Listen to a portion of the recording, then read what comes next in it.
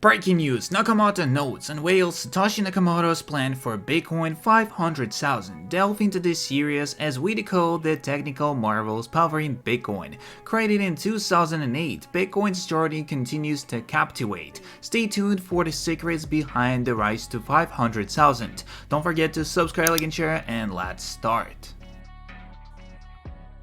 And there we start with some great news. The global fiat money apocalypse is upon us. The ultimate safe haven, Bitcoin is going to 500,000.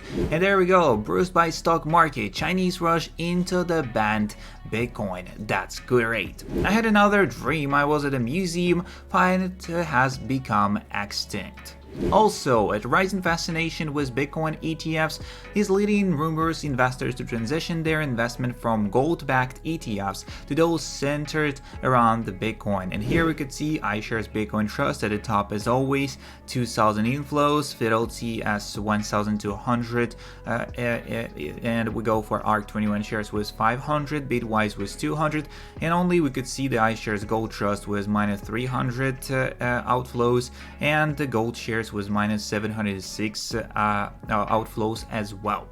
Next up, the Treasury's Undersecretary for Terrorism and Financial Intelligence, Brian Nelson, recently said, terrorists still prefer traditional financial products and services. No matter how much the media tries to say Bitcoin is used by criminals, the facts speak otherwise. And we already know that. Pro-Bitcoin president of El Salvador, Nayib Bukele, explains that taxation is an illusion used by politicians to convince citizens they are funding the government. In reality, the government can print as much money as they want, and you already know that. Also, an unbelievable amount of Bitcoin is being devoured by the ETFs on a daily basis. There will not be enough Bitcoin to satisfy demand. This is truly an unprecedented movement and moment in Bitcoin's history. Supply is drying up and the halving is only 2 months out.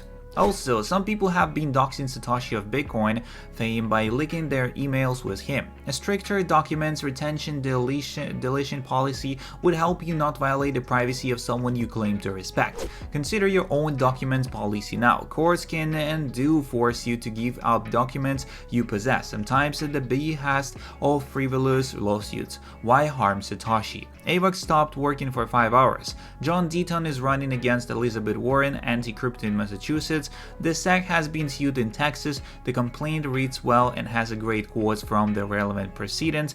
And the Uniswap token is still trying to figure out what PulseX already figured out. PulseX buy and burn is cool or hot. It burns a myriad. Pulse chain hacks and pulse hacks continue to operate wonderfully while so many other things fail. Also, if the government can print unlimited amount of money out of the thin air, why do you pay taxes? Bitcoin Nation El Salvador rejects IMF's demands to ban Bitcoin for $44 billion loan. While IMF requirements often lead countries into dependency, El Salvador stands firm, banking on Bitcoin for financial stability and prosperity. The main topic also of today's video, 9 Bitcoin ETFs gathering around 287,000 Bitcoin worth $14.6 billion, which is BlackRock's IBIT fund has 127,000 Bitcoins, Fidelity Bitcoin ETF 91,000, almost at 100,000 right there.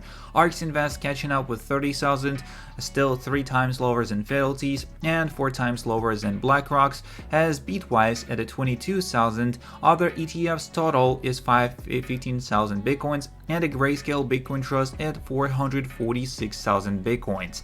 Despite the reduction, GBTC remains the largest Bitcoin holder among the US spot Bitcoin ETFs, as if this trend keeps going and there are only about 2 million Bitcoins available for trading, we might run out in 8 months. And in 3 months, mining supply will halve, leaving just 12,600 Bitcoin in the same period. Get ready for the real FOMO when scarcity actually hits. Wow, it has about time to have this happen on Bitcoin Twitter. I'm glad it struck a chord with so many hopeful people, as we must do more in the UK. Hopefully Peter follows through the Help Start movement of some kind, and MSM coverage featuring our side of the story is the first in my own opinion.